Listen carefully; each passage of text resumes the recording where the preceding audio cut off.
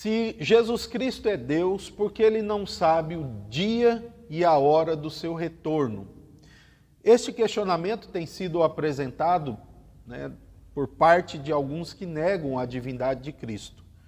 No contexto aí das seitas, a religião conhecida como Testemunho de Jeová, seguidores do corpo governante, é provavelmente a religião que mais questiona a divindade de Jesus.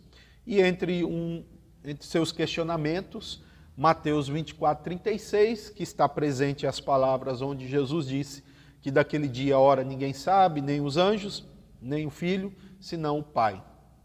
Então, segundo eles, isso é evidência de que Jesus não é Deus.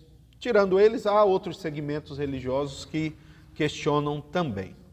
Pois bem, qual é a resposta que nós podemos apresentar a esse questionamento à luz da palavra? Primeiro ponto é que quando a liderança das Testemunhas de Jeová questionam a divindade de Cristo com base nesse texto, observe bem que não é o questionamento da limitação da onisciência. Não é isso. Por quê? Para o corpo governante, para a liderança das Testemunhas de Jeová, Deus mesmo, o Jeová que eles acreditam, não é onisciente em todo momento e em todas as circunstâncias. Para eles, Jeová só é onisciente quando decide ser onisciente. Portanto, ele precisa se conectar ou sintonizar-se a certo evento histórico no futuro para saber o que vai acontecer.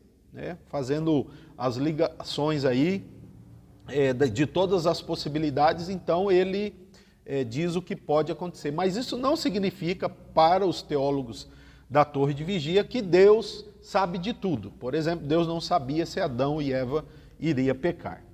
Tá? Então, assim, quando eles questionam, não é porque eles diriam, olha, se Jesus fosse Deus, ele deveria saber de todas as coisas e ele não sabe de todas as coisas, portanto, ele não é Deus.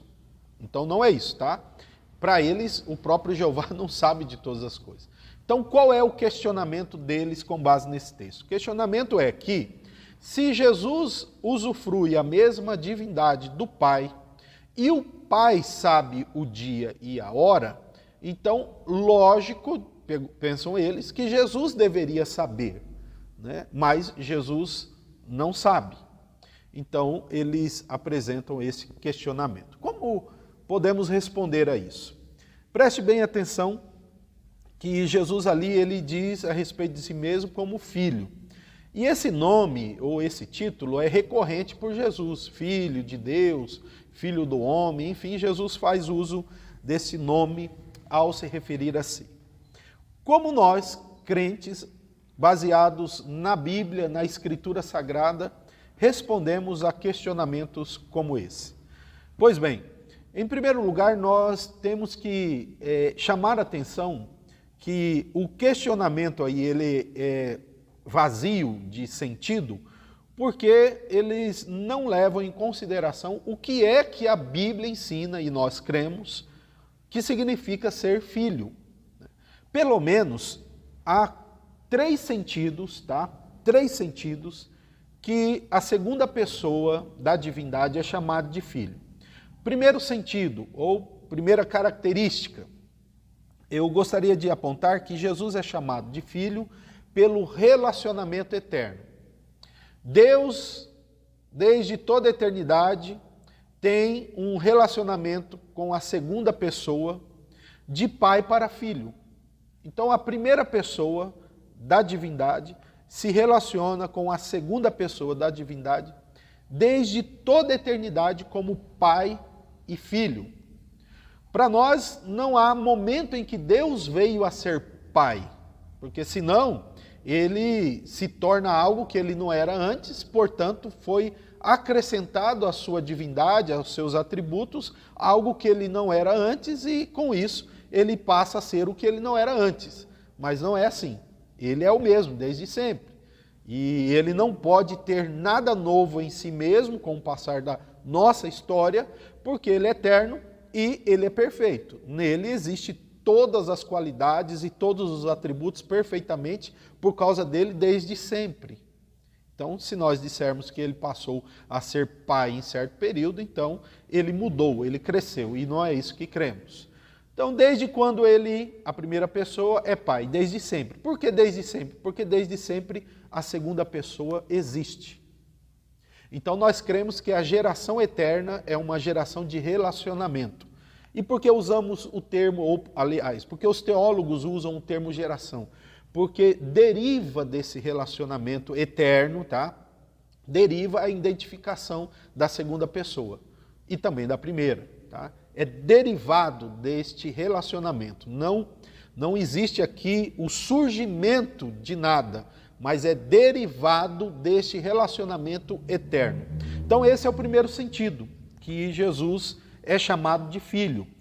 João 3,16, Deus amou o mundo de tal maneira que deu o seu filho.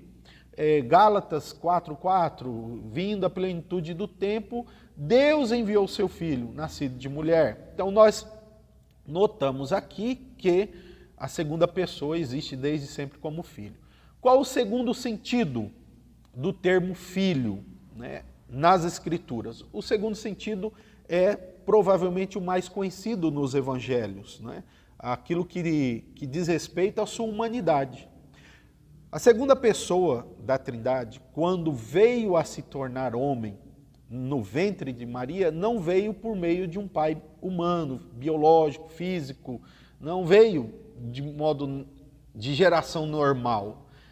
A primeira pessoa da Trindade, o Pai, fez com que o Filho, por meio do Espírito Santo, surgisse como homem no ventre de Maria. Então, o ente santo no ventre da Virgem Maria veio a ser filho humano, natalício. Aí, nós podemos realmente apontar que ele é o filho humano de Deus. Tá? Esse é o segundo sentido. Às vezes, Jesus se refere a isso quando fala o filho do homem.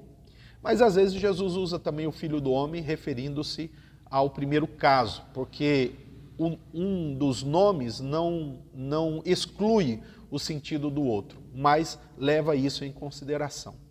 Então, segundo sentido, ele é o filho humano. Terceiro sentido, a Bíblia mostra que quando Jesus ele é ungido, ele é batizado, né? Ele se torna ali o Messias prometido, ele é o herdeiro de todas as coisas, ele se torna o descendente de Davi, quando ele nasce de Maria, mas quando ele assume o seu ministério, quando publicamente é declarado, tu és o meu filho, eu hoje te gerei, nós então percebemos, segundo a Escritura Sagrada, que o termo Messias também abarca o título filho. O que isso aponta? Que Jesus também é filho de Deus por ser o seu herdeiro, por ser o Messias prometido. Tem algo no Salmo que diz, né, eu hoje te gerei, né, tu és o meu filho, eu hoje te gerei. A ideia ali é que ele publicamente é declarado Messias. O filho humano é o Messias também. Então, nesses três sentidos, nós aqui apontamos. A segunda pessoa da Trindade é filho pelo relacionamento eterno. A segunda pessoa da Trindade é filho pelo nascimento humano, natalício. E a segunda pessoa da Trindade é filho porque ele é o Messias, o herdeiro, o rei dos reis, o descendente de Davi. Quando nós lemos Mateus 24, 36, e lá Jesus disse que daquele dia e hora ninguém sabe, e nem o Filho, é óbvio, claro, que ele está demonstrando que, ao menos no sentido ou humano ou messiânico, ao Filho não foi comunicado a essa informação de quando ele viria. Ao menos até aquele momento em que ele estava cumprindo um papel muito limitado, abrindo mão do uso de sua divindade, certo? Para cumprir o seu papel como Messias humano, tá? A Bíblia diz que ele dormiu e Deus não dorme. A Bíblia diz que ele morreu e Deus não morre. A Bíblia diz que ele teve sede, mas Deus não tem sede. Então, a Bíblia diz também que ele não sabe do dia e a hora que ele voltaria, mas Deus o sabe. Mas esse entendimento deve ser óbvio e biblicamente atribuído àquilo que a Bíblia diz dele como filho. Então, quando a Bíblia fala que ele é o Filho de Deus e não sabe o dia e hora, obviamente e claramente que a Bíblia está fazendo referência a essa realidade dele, limitada como filho humano e na limitação imposta como Messias. Não há nada relacionado com a sua divindade, porque afinal de contas, ele é Deus. Assim, é essa nossa resposta à luz das Escrituras, diante desse questionamento. Ele não prova em absolutamente nada que Jesus não é Deus, desde que você entenda corretamente que o termo filho tem várias implicações. E duas delas cabe perfeitamente a esse ponto. Aí talvez a pessoa vai dizer assim, mas isso não faz sentido, isso não tem evidência, né? Há um ponto que eu vou aqui destacar antes de terminar o vídeo, por exemplo, Jesus, ele disse assim que o Filho do Homem era Senhor do sábado, O sábado era uma lei que todo servo de Deus iria cumprir, todo judeu. Jesus, ele não desobedeceu a lei, né? Ele não podia ser acusado de pecado, então ele não desobedeceu. Então o porquê é que ele, como Filho do Homem, poderia ser Senhor do sábado? É evidente que quando ele usa o termo Filho do Homem, ele está tendo em mente o quê? A sua divindade. Porque como homem mesmo e como Messias, ele deveria cumprir e cumpriu. Mas ele, como Filho eterno de Deus, ele era Senhor do sábado. Como Filho de Maria e como Messias, ele cumpria a lei. Então, preste bem atenção aqui que às vezes é usado o termo fazendo referência ao outro sentido. Por quê? Porque quando você usa um termo, não se exclui o outro. Nós precisamos considerar o contexto para saber em que sentido o autor ou o locutor ali registrado está tendo em mente o seu sentido. Fica bem claro assim que quando Jesus disse daquele dia e hora o filho não sabia, ele estava apontando de uma forma muito específica as limitações impostas ao Filho humano de Deus e ao Filho messiânico de Deus, não à sua divindade, que é chamado aí de Verbo, o Verbo era Deus. Que Deus nos mantenha na verdade. Obrigado. Deus abençoe a todos.